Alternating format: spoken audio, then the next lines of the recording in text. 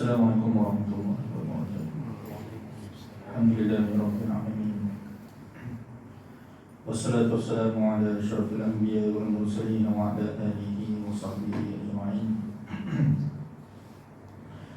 Rabbi shrah li sadri wa yassir li amri wahlul 'uqdatam min lisani yafqahu qawli. Subhanaka la ilma lana illa ma 'allamtana innaka antal alimul hakim. ولا حول ولا قوة إلا بالله العلي العظيم. أما بعد. Tuan-tuan muslimin muslimat hari Jumaat yang dirahmati Allah Subhanahu wa taala. Insyaallah pada tengah hari ini kita menyambung kuliah pengajian hadis, yang mana kita telah membaca hadis 40 karangan Imam Nawawi, dan kita masih dalam perbahasan atau perbincangan hadis yang kedua, hadis yang kedua, yaitu kita sebut sebagai hadis Jibril, dikenali di kalangan ulama sebagai hadis Jibril. Hadis Jibril itu maksudnya hadis yang mana Jibril alaihissalam telah menjelma dalam rupa bentuk seorang manusia, masuk dalam majlis Rasulullah SAW, dalam keadaan berpakaian kemas, dan tidak ada di kalangan sahabat yang kenal lelaki tersebut duduk di hadapan Nabi SAW, sehingga belaga lutut Jibril dengan lutut Rasulullah SAW.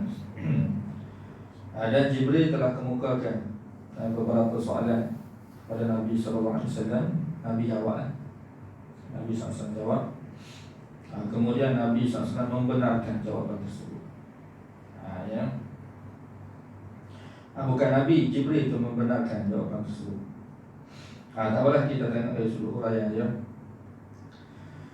An Umar bin Al-Khattab radhiyallahu anhu qala, daripada Umar bin Al-Khattab radhiyallahu anhu telah berkata, bainama nahnu julusun 'inda Rasulillah sallallahu alaihi wasallam zata yaum, ketika mana kami sedang duduk bersama Rasulullah sallallahu alaihi wasallam satu hari, iz tala'a alaina rajulun shadidu bayadil thiyab shadidu sawadi sya'ri, tiba-tiba muncul kepada kami seorang lelaki yang amat putih pakaiannya,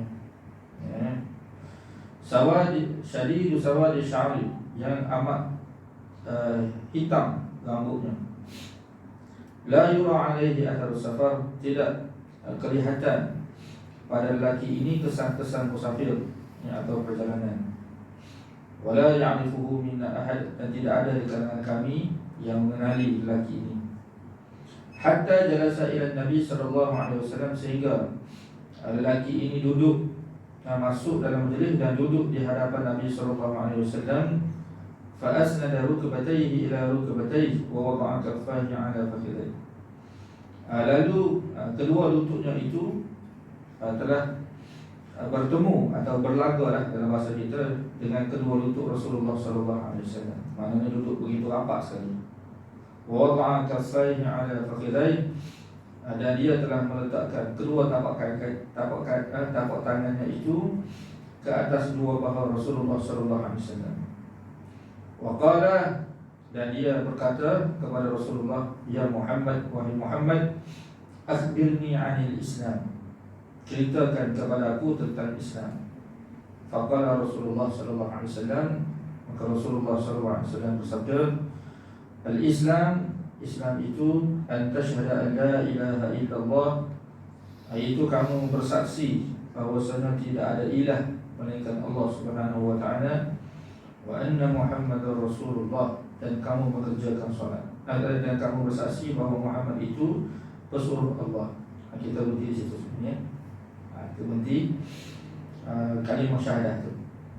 Wa tuqimus salat, dan kamu mendirikan salat. Wa tu'tiyaz zakah, kamu mengeluarkan zakat.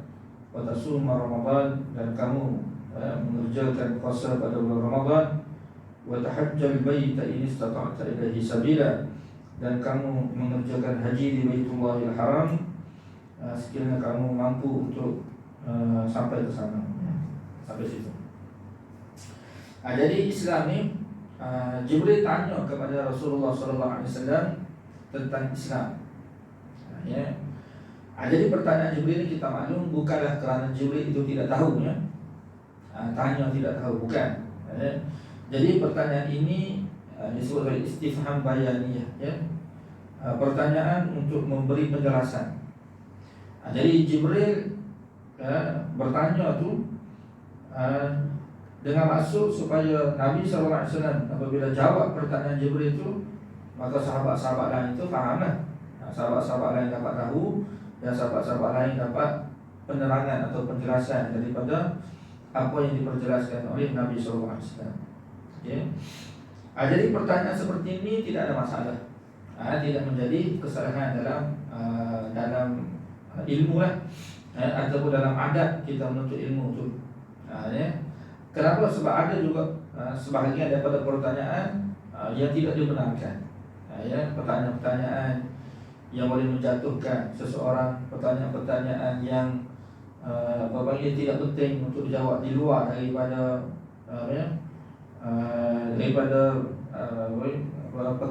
perkara penting lah. Ya. Ataupun pertanyaan untuk memuji di hadapan ramai, itu semua tidak dibenarkan. Ya, bukan semua soalan itu kita boleh kemukakan. Sebab itulah guru, kalau dia dapati soalan-soalan yang diajukan kepada dia, bukan semua soalan itu perlu dijawab. Ya, kena tengok dulu. Kalau soalan itu dia berarti perlu dijawab, dia jawablah. Kalau tidak rasa tidak perlu untuk dijawab, jadi tidak perlu jawab.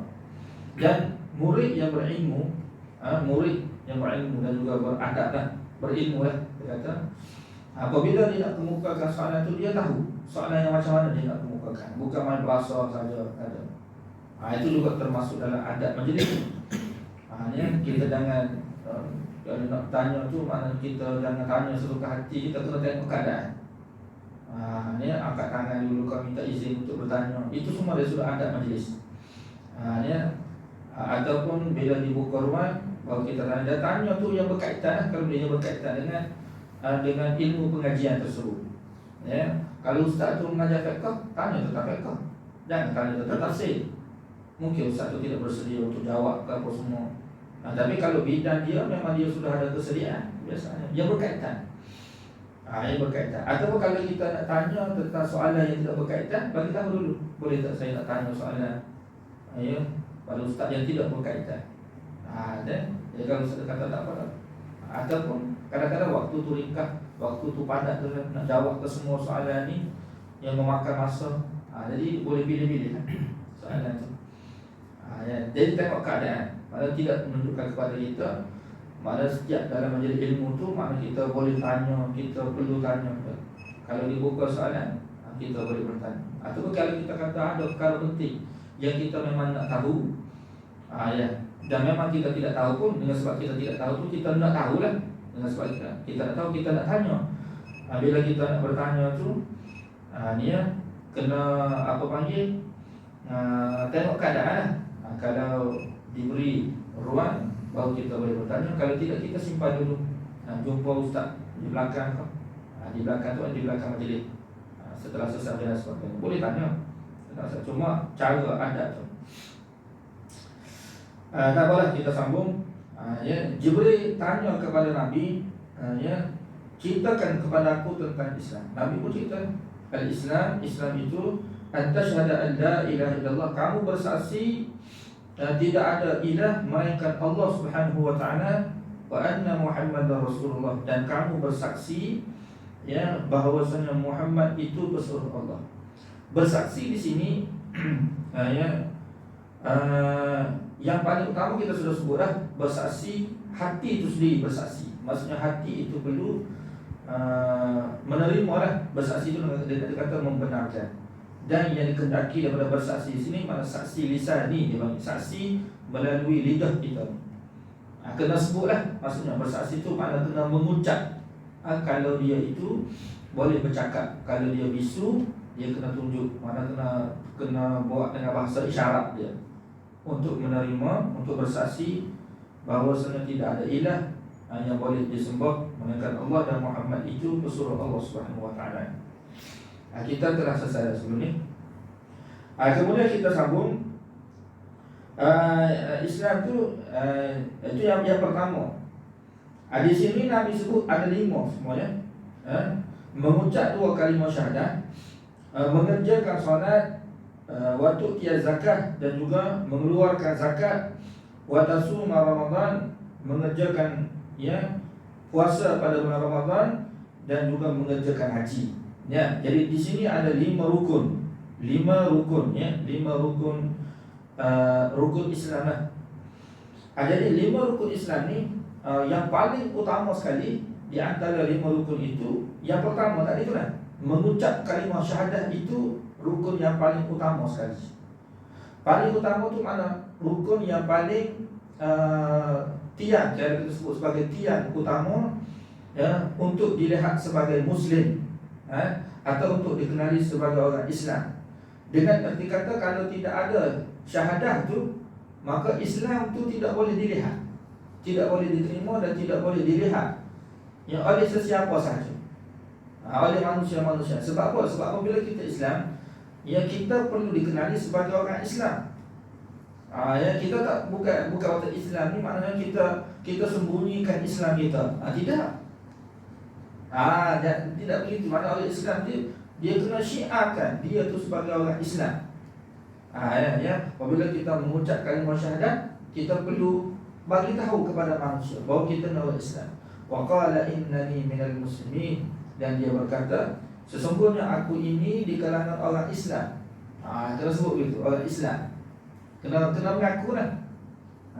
Jadi untuk mengaku tu supaya diterima di kalangan manusia itu, kita sebagai orang Islam. Jadi kita kena mengaku kita sebagai orang Islam. Barulah nanti kalau kita sembunyikan keislaman kita, mana Allah tidak akan terima kita sebagai orang Islam. Sebab itulah kena mengucap. Jadi itu yang paling utama di antara 5 rukun. Jadi apabila ada rukun pertama tu, kira Islam dah tu. Jadi kita kena terima sebagai Islam tersebut. Ada pun 4 rukun yang lain, macam puasa, solat, puasa, zakat, haji. Ini rukun mukammil, rukun yang menyempurnakan Islam. Kalau tidak ada rukun ini, contohnya kalau solat tu tidak ada, puasa tidak ada, zakat tidak ada, haji tidak ada, tapi Islam ada. Jadi Islam itu diterima. Dia masih tetap sebagai seorang Islam, tapi Islam yang tidak sempurna dia panggil. Jadi untuk menyempurnakan Islam, kena lengkap kelima rukun tersebut, barulah sempurna. Jadi rukun mukammil dia panggil, rukun yang menyempurnakan Islam itu sendiri. Tetapi kalau kita kata yang rukun yang pertama tadi itu rukun yang maksudnya rukun yang penting sekali, dengan arti kata kalau rukun yang tidak ada, Islam tidak ada. Rukun yang kita kata rukun utamalah, rukun yang menyebabkan wujudnya adanya Islam, iaitu syahadat dia panggil. Maksudnya kalaulah seseorang itu dia tidak bersyahadat, maksudnya dia tidak mengucap, dia tidak terima syahadat, maknanya dia tidak Islam lah. Apabila dia tidak Islam, jadi kalau dia solat ke, dia puasa ke, dia keluarkan zakat ke, dia pergi haji ke, jadi tidak diterima tu semua. Dia tidak diterima. Kesemua rukun itu apabila syahadah tu ditolak oleh dia. Dia tidak mahu bersyahadat. Tak mahu bersyahadat, kemudian dalam hati pun dia tidak mahu membenarkan, sama ada syahadah dengan lidah ataupun syahadah dengan hati dia.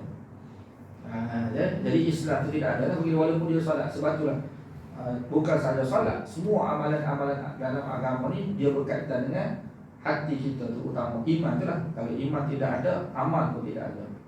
Ia tidak akan berlaku amal tersebut. Tak apalah. Jadi di sini Nabi sebut rukun yang kedua, iaitu waktu qiyamah solat. Kamu mengerjakan solat, mendirikan solat, mengerjakan solat. Jadi dalam hadis ini Nabi sebut iqamatus solat. Ya, iqamatus solat ni ya ulama sebut sebagai jaga solat. Mana orang Islam tu dia bukan saja bersolat. Solat tu dia asas lah. Dia asas. Ya. Jadi yang diketaki daripada solat ni iaitu kita kena jaga solat kita. Barulah solat kita itu diterima oleh Allah Subhanahu Wa Taala.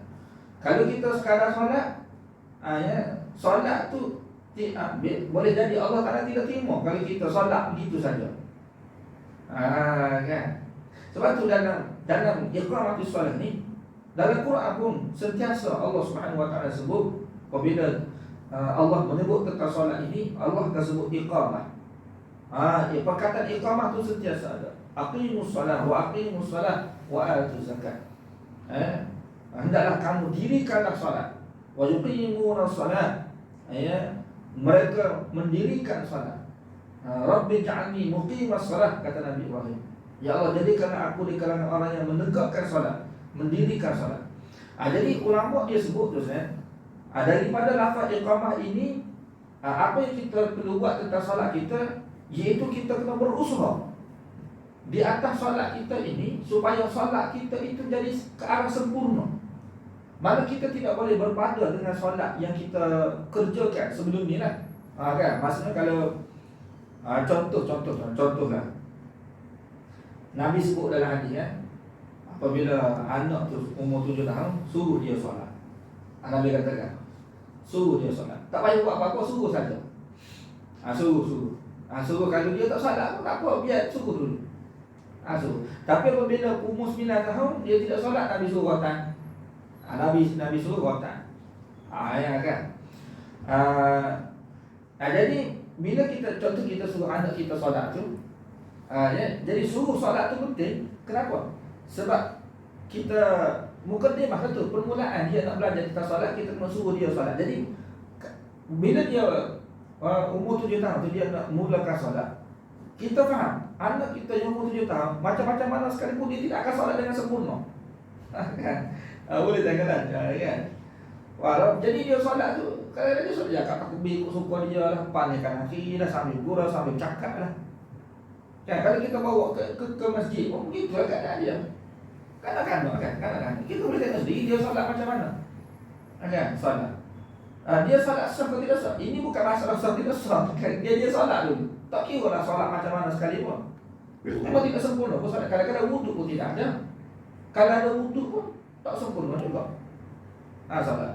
Anak saya sedang, Masya Allah, solat. Kan? Berlumpur sama-sama dia berlumpur. Kan? Siapa-siapa yang lebih cepat sekejap. Tak apalah umur 7 tahun. Biar tak tahu dulu. Sekurang-kurangnya dia tahu, ini solat zuhur. Kan? Waktu ni solat zuhur. Tak apa tu. Umur 7 tahun. Biar ambil wuduk tak tahu ke mana lagi pun tak apa. Jadi tengok, tu kira solat dah tu. Tapi kita tahu tidak sempurna. Kemudian kita akan ajar sikit-sikit. Di sekolah pun sama juga. Bila dah masuk umur 9 tahun, 10 tahun, kita akan belajar sikit-sikit. Maknanya kalau contoh daripada wuduk lagi tu, kan? Dia kenal lah. Perbaikan permulaan dia kenal. Mula-mula muka, kemudian tangan apa semua, kan, sapu kepala ke kaki. Dia tahu dah. Tahu dah tu. Jadi itu kita tak perlu nak bagi tahu dah. Jadi suruh tertib dia tu, tidak perlu dah. Cuma bagi tahu biar kata perlu sikit-sikit. Sebab peringkat tu peringkat. Jadi kita kena usaha ke arah menyempurnakan solat. Kan? Jadi sedikit demi sedikit sesuai dengan umur dia, sehinggalah dia masuk peringkat menengah. Barulah kita ajar ke arah kesempurnaan. Dari sudut bacaan dia, dari sudut rukuk dia, dari sudut sujud dia. Mana kita tidak boleh berpada dengan solat yang sebelum ni kita kerjakan. Kalau sebelum ni, maksudnya untuk menyempurnakan, untuk sampai iqamatus solat tu, cara dia macam mana? Cara dia tu kita kena belajar lah. Dengan ilmu. Kan? Bukan dengan kita begitu saja, tidak. Dia mesti kena dengan ilmu, kena belajar. Bila kena belajar, nak belajar apa ni? Belajar fiqh lah. Fiqh ni lah. Maksudnya kita solat dengan kefahaman. Sebab tu dalam agama Islam kita ni, kita ada kita sebut sebagai ilmu fiqh, kan? Ilmu fiqh tu fiqh. Fiqh Islam kita, fiqhus solat, kan? Fiqhus saum, fiqhul hajj. Fiqh tu maksudnya kefahaman dengan mendalam. Itu maksud fiqh. Maksudnya kefahaman dengan maksud apabila kita solat tu, mana kita solat tu dengan kefahaman kita, biar ada kefahaman tentang solat kita. Kan ini ke arah nak menyempurnakan solat ni. Mana kita kena, jadi nak mencapaikan kefahaman, dalam amal ni ataupun dalam agama kita, tak dapat tidak dengan ilmu. Kalau tidak ada ilmu, kita tidak akan faham. Sebab tu kita jangan pelik kalau orang tidak belajar ilmu. Dia solat kan, mungkin umur dia tu 40 tahun dah, 50 tahun dah, tua dah, tapi solat dia tu macam kanak-kanak dulu. Macam budak-budak. Saya pernah tengok orang tua dah, ada cucu dah. Tapi kita tengok dia solat tu macam kanak-kanak solat. Dengan paling kanan kirinya dah, dengan apa semua kan. Kita boleh tengok, boleh ganti. Kan? Jadi kita nampak dia, maksudnya dia tidak belajar tu. Dia kira solat, dia sekolah Fardu Ain dulu kan. Ada satu dulu. Kan? Jadi inilah dalam agama ni kita kena maksudnya untuk mencapai iqamati solat, kita perlu mempelajari ilmu pengetahuan. Kalau berkaitan dengan amal fiqh ni lah, perlu belajar fiqh. Macam mana tu? Kalau wudu, dalam fiqh ada ilmu fiqh lah yang bagi kita belajar. Sebab solat tu dia tidak bermula daripada solat. Dia solat tu dia bermula daripada wuduk tu lagi.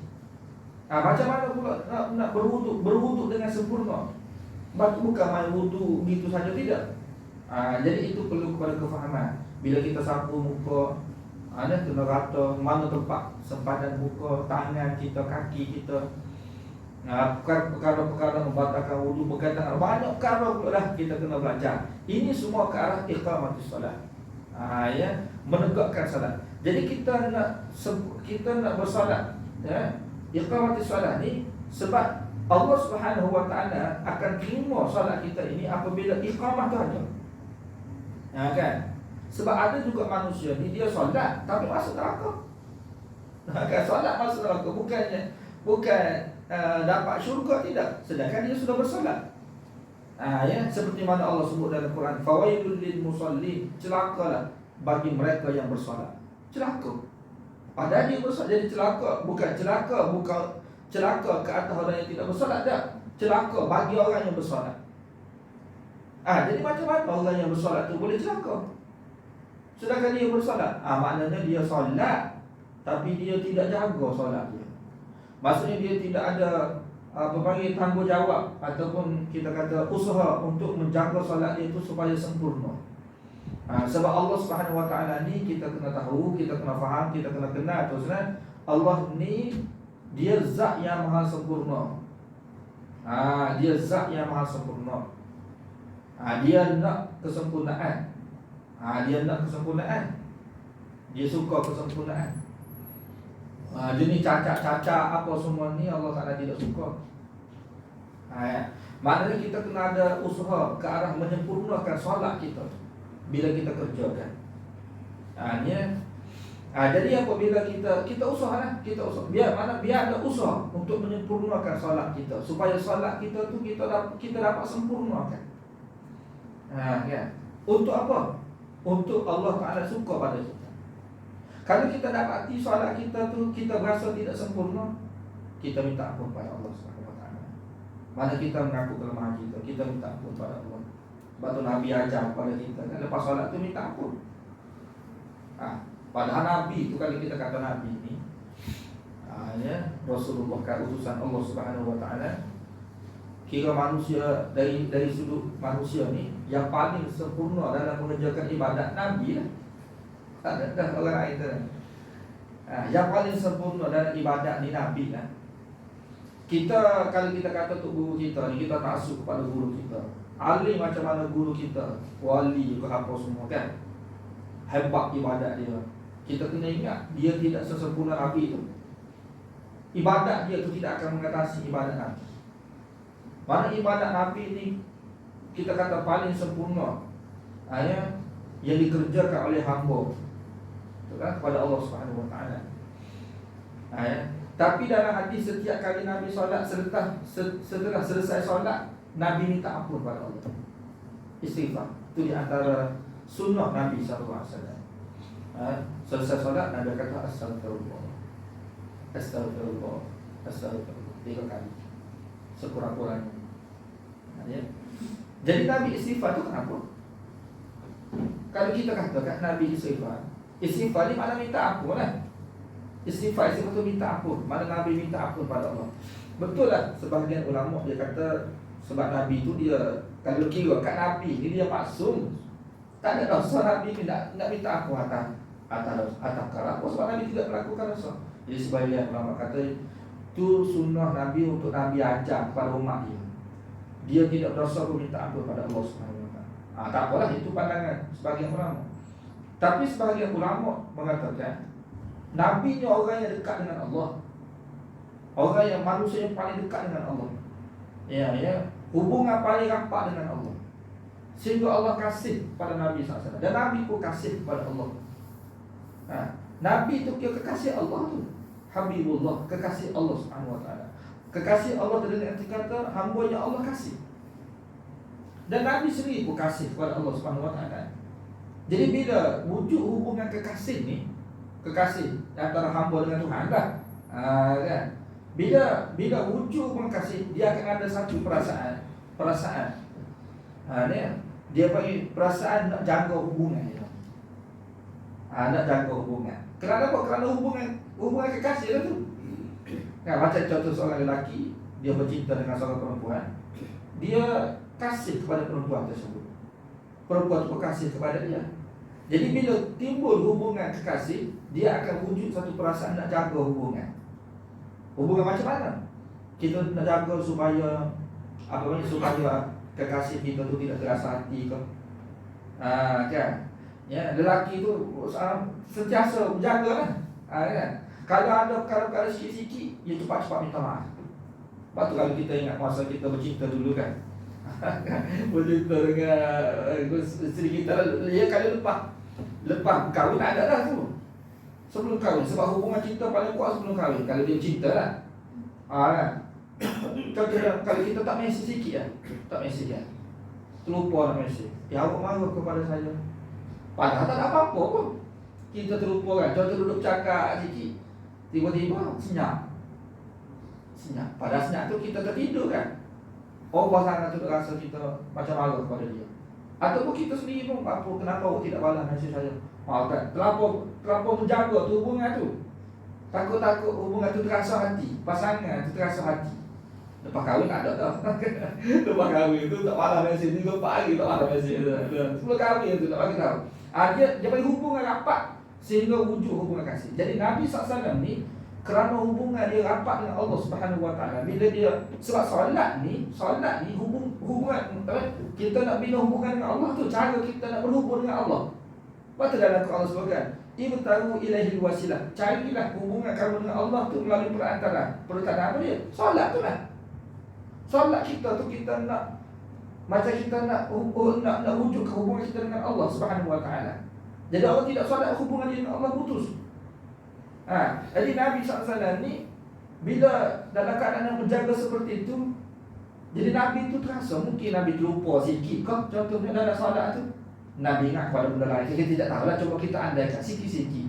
Yang mana bagi Allah tu mungkin tak ada apa-apa, tapi di sisi Rasulullah SAW tu Nabi rasa tu macam itu satu kerosakan dah. Kita kalau kita terlupa sikit, bagi kita tu macam tak terlupa lah. Sebab biasanya kita ni kalau solat ni memang tak ingat langsung Allah Ta'ala. Sikit-sikit yang kita ingat Allah, kan? Sikit-sikit kadang-kadang bagi ingat Allah Subhanahu Wa Ta'ala. Tu sikit-sikit tu kita rasa macam khusyuk dah. Nabi SAW ni kira-kira Nabi, mungkin Nabi tu terlupa sekejap kan. Bagi Nabi itu satu, dia bukan dosa, tapi Nabi rasa macam satu kesalahan dah. Sebab tu Nabi istighfar. Sebab di sini istighfar Nabi itu bukan kerana melakukan dosa, tidak. Nabi jangan kita dengan Nabi, memang Nabi tidak buat dosa pun, maksum kan? Tapi kenapa Nabi istighfar? Kerana perasaan. Ini sebagai ulama sebut. Kenapa nak bagi tahu itu hubungan dengan Allah? Bila terlampau rapat sangat, dia rasa macam satu kecacatan dah. Terlupa sikit. Ya, terlupa sikit. Kalau kita terlupa sikit, bagi kita memang tak terlupa lah. Sebab terlupa banyak tu kita rasa macam tak lupa lagi. Ada setengah-setengah tu, mungkin dia solat, dia tak sedar pun dia solat. Bila dia sedar dia solat, bila imam bagi salam, Assalamualaikum, oh aku pun aku solat rupanya. Selalu begitu sekali. Dia tu kita yang tidak Nabi ni lah. Jadi maksudnya di sini iqamati solat ni adalah kita nak usaha supaya solat kita tu ke arah kesempurnaan. Yang ni teruskan. Kalau kita usaha, boleh jadi seumur hidup kita pun tak dapat lagi. Kalau kita kata waktu kita umur sekolah dulu kan, umur 9 tahun, 10 tahun, kita tahu solat kita macam mana. Sambil-sambil solat tu boleh main bola sepak lagi. Sambil-sambil solat tu boleh main bola sepak. Boleh sepak kawan-kawan kita lagi, boleh curi lagi kadang-kadang. Itu tak apa, solat tu solat masuk sekolah dulu. Jadi mungkin kita boleh usaha sikit sebanyak. Bila kita belajar dah masuk dekat sekolah menengah ni, kita belajar fiqh, kita sudah solat macam ni tak betul, kita perbetulkan. Ya, sehingga apabila kita sudah dewasa umur 20 tahun, 30 tahun, kita tahu solat kita. Mana dari sudut fiqh tu mungkin kita boleh berubah lah. Berubah tu kerana kita belajar. Bila kita belajar fiqh, kita tahu macam mana solat kita nak sempurna. Tapi dari hati kita ni, khusyuk kita. Kita panggil ruh solat kita tu, ruh solat. Yang solat zahir kita tu, kalau kita nisbah, kalau kita tak faham, macam kita sekarang kan, kita manusia. Manusia ni dia terdiri daripada dua unsur kan, jasad dan roh. Kan, jasad dan roh ada sekali, barulah manusia tu hidup. Jadi kalau kita nak andaikan, nak umpamakan solat kita ni, yang kita kerjakan perbuatan kita itu sebagai jasad solat dipanggil fizikal solat tu. Dia ada pula rohani solat tu. Rohani solat ni lah yang kita kata khusyuk dalam solatnya. Kan? Jadi kalau kita kata manusia, contohnya manusia ni jasad dia tu sempurna, comel jasad dia comel. Sebab ada manusia dia muka dia comel kan, semak macam tuan muka semak kan. Saya tidak semak kan, muka semak kan. Jadi semak kau comel, kau kacak, kau apa semua ni, dia baru diterima kita ni semak comel bila ruh tu ada pada diri kita. Sebab kalau ruh tidak ada, semak kita tu memberi faedah kepada kita. Sebab apa? Sebab tak ada ruh. Contohnya kita ni orang kacak ni, tapi tak ada ruh tu mana mayat lah, mati. Orang mati. Tuan-tuan tengok orang mati kan, orang mati, muka dia kacak. Siapa nak terima dia? Sebagai suami ke sebagai apa? Tak ada nak terima. Lepas tu mayat ni mana ada orang jaga mayat ni, tak ada. Orang jaga kita jaga orang ni bila kita ni hidup. Sebab tu Allah sebut dalam Quran, tidak sama orang hidup dengan orang mati tu. La yastawil ahya wal amwat, tidak sama orang hidup dengan orang mati. Orang hidup ni, orang hidup.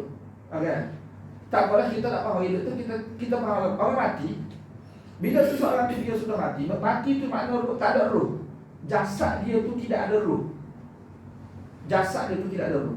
Bila jasad tidak ada roh, jasad tu tidak memberi faedah. Kan? Jasad tu tidak memberi faedah kepada orang lain, dia sendiri pun tak dapat faedah. Kan? Contoh, faedah daripada sesuatu nak faedah daripada air, kan nasi. Sebab tu mayat, bila seorang tu dia bila kita hidup, kita boleh memberi faedah kepada orang lain. Dan kita juga dapat mengambil faedah daripada sesuatu. Ni air ni ada, saya boleh minum. Kan? Ada makanan, saya boleh makan. Ada kenderaan, saya boleh guna. Jadi saya dapat ambil faedah sebab saya hidup. Kalau saya sudah meninggal dunia, ruh sudah tidak ada bagi saya, letak BMW sebuah pun tak ada apa-apa faedah. Letak nasi arak depan pun tak ada faedah. Tak ada faedah untuk saya. Sebab tak ada faedah, sebab ruh tidak ada. Jadi ruh ni sebenarnya dia menghidupkan jasad untuk tubuh kita. Jadi dalam amal tu dia ada ruh tu. Sebab itulah kadang-kadang Allah Subhanahu Wa Taala dia tolak amalan tu sebab ruh tidak ada. Tak ada ruh, amalan tidak ada ruh. Boleh macam tu kita kata solat kita tu dari sudut fiqh tu comel lah. Fiqh. Tapi tu dalam hati dia tu tak tahu ingat apa dia. Makna kalau kata manusia ni, manusia comel tapi tak ada ruh. Jadi mayat lah. Jadi kalau manusia bila mayat, manusia tidak akan terima. Sebab tu mayat ni kita tidak akan simpan lama-lama. Cepat-cepat kita akan masukkan dalam tanah. Dia jadi makanan dalam tanah. Makanan untuk tanah. Allah sebut dalam Quran. Kan mayat. Kita satu masa nanti kita akan jadi mayat juga kan. Kalau kita tengok mayat orang lain jadi mayat kan. Satu masa nanti kita akan jadi mayat juga. Jadi makanan tanah. Kan. Begitu juga dalam amal ni. Sebab tu kalau kita tengok dalam ayat Quran Allah sebut qad aflahal mu'minun alladzina hum fi salatihim khashi'un. Telah berjaya orang-orang yang beriman kepada Allah Subhanahu wa taala. Maksudkan kalau orang tu beriman kepada Allah, jaya dia tu. Jaya. Jaya dia. Sebab apa? Fi'il madhi itu makna telah jaya. Kalau beriman kepada Allah Subhanahu wa taala. Kemudian Allah Taala dia datangkan ciri-ciri orang beriman. Apa dia? Ni ciri-ciri itu dalam surah Mukminun. Ada 8-10 ciri-ciri orang beriman ni untuk dalam surah tersebut lah. Salah satunya Allah sebut alladzina hum fi salatihim khashi'un. Yang mana orang beriman yang macam mana jaya ni? Iaitu mereka yang mana dalam solat mereka tu khashi'un. Mereka tu khusyuk. Mereka tu khusyuk. Jadi khusyuk ni apa maksud? Macam-macam lah terjemahan ulama dia. Ada yang katakan khusyuk ni mana dia solat dia tu mana betul tidak salah. Khusyuk tu mana dia dalam satu dijaga solat dia supaya tidak batal.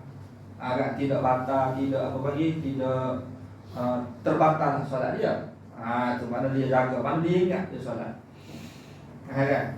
Tapi bagi saya lah, bila kita baca-baca pandangan-pandangan ulama ni, khusyuk ni khusyuk tu maksudnya dalam solat tu dia tidak lupa Allah Subhanahu wa taala. Kenapa? Sebab ada dalam Quran Allah Subhanahu wa taala sebut aqimis solata li dzikri, dirikanlah solat supaya untuk kamu ingat pada aku.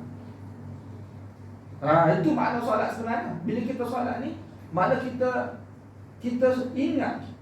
ingat kita sedar, kita tu sedang bersolat, kita ni hamba pada Allah, kita sedang taat pada perintah Allah Subhanahu wa taala, dan paling penting sekali ada rasa perhambaan kita terhadap Allah Subhanahu wa taala.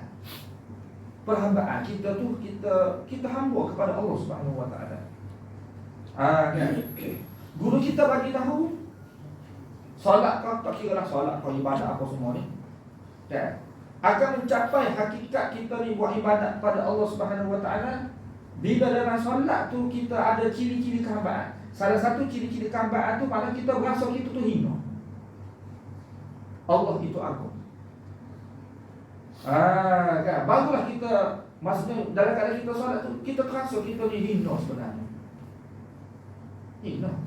Kita tu sebenarnya di sisi dengan Allah, di sisi Allah tu kita ada apa-apa sebab kita hamba. Kita sedar di nama ibadat. Ibadat ni asal daripada kata abdul. Abdul tu makna hamba. Ibadat tu makna amalan yang kita buat untuk zahirkan kehambaan kita.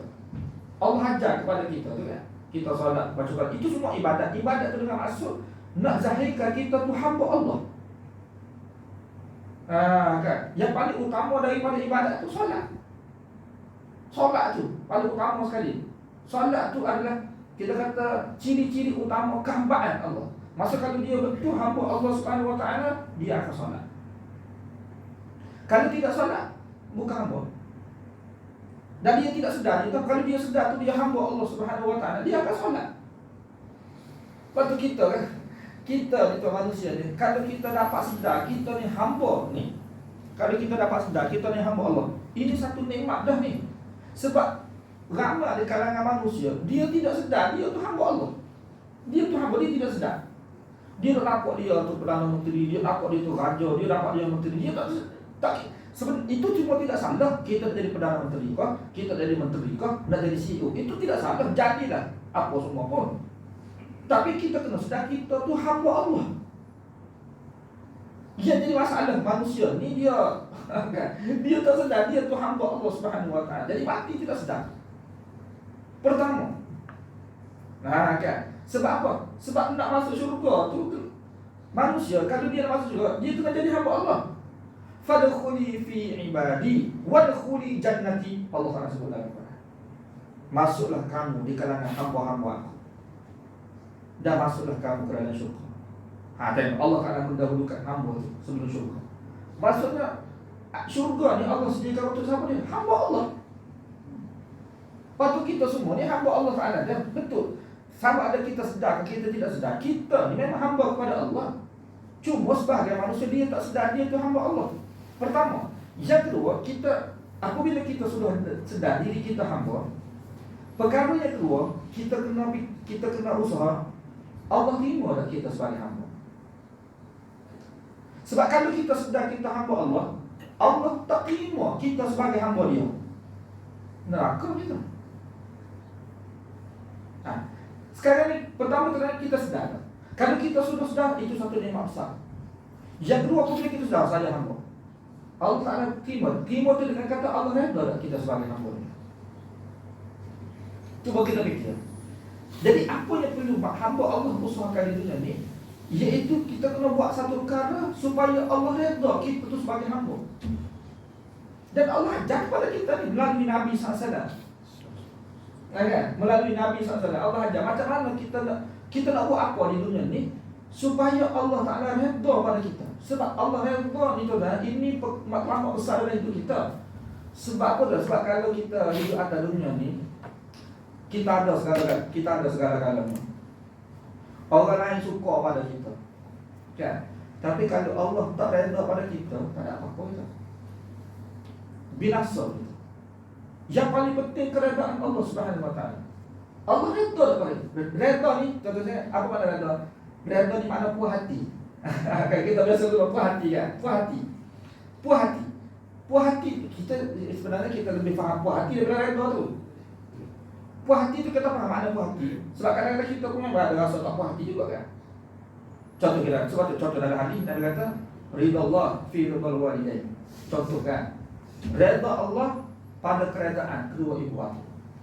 Maksud kalau ibu bapa tak redha pada kita tu, buatlah apa saja ni Allah tidak akan redha pada kita. Redha tu bermaksud puas hati. Kita tu puas hati, satisfied dalam bahasa Inggeris kan. Saya tak puas hati. Tak puas hati. Macam seorang majikan. Bos pekerja dia tu buat hijab dah. Buat dah pekerjaan tu. Tapi dia tak puas hati. Kan? Tak puas. Walaupun dia buat pekerjaan tapi tak puas hati. Bila tak puas hati, Allah pekerjaan. Saya tak terima ni apa ni hijab seperti ni. Ada kita kata kontraktor kan. Staff dia pekerja dia buat dah semua tu, jalan sempurna. Tapi bila dia cak, tak puas hati. Tak puas hati. Kalau kita tak puas hati, kita tak terima tu kan. Kalau kita tak puas hati sesuatu, kita tak terima. Kita beli kereta baru kan. Kereta baru. Duit kita habis dah. Berapa bayar cash macam tu. Yang kita nak daripada kereta tu sempurna. Tiba-tiba kalau ada tuan beli kereta, tiba-tiba ada tercalar sikit. Kan? Tercalar. Padahal tercalar boleh bawa kereta tu. Bukan tak nak bawa. Tercalar sikit. Tercalar kalau kemek sikit ke kemek kereta baru kan kemek. Kemek sikit. Bila kita kemek sikit tu, kereta kemek sikit atau tercalar sikit, tak puas hati dah. Tak puas hati. Kan? Ada seorang dacak kereta ni kan. Dia dah cak sempurna dah, customer lagi ambil dah.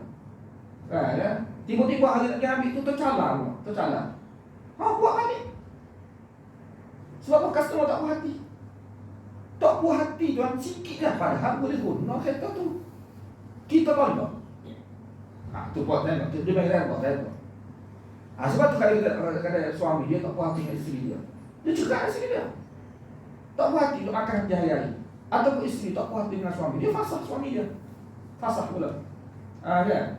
Ayah tak puas hati dengan anak. Dia sepak anak dia. Kan? Sebab apa? Tak puas hati ni punya masa. Patut Allah kalau tak puas hati dengan kita. Kalau Allah tak puas hati dengan hamba. Bila Allah tak puas hati dengan hamba, neraka hamba tu. Takkan dia nak masuk dalam syurga. Hamba yang Allah masuk dalam syurga ni, hamba yang Allah tak ada redha pada dia, Allah tak ada puas hati pada dia.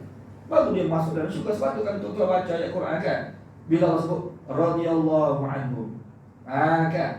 Allah Subhanahu wa taala redha pada mereka. Wa radu an, mereka redha pada Allah Subhanahu wa taala.